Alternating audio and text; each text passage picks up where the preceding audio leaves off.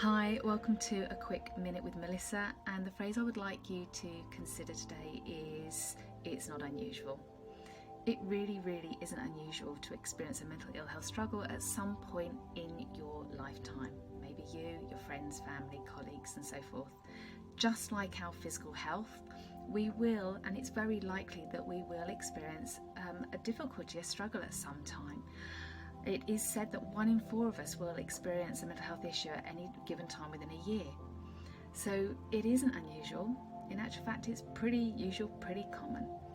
And you know what, that's okay. There are lots of stresses and strains in life that we are having to cope with, and mental ill health can show up for a number of different reasons.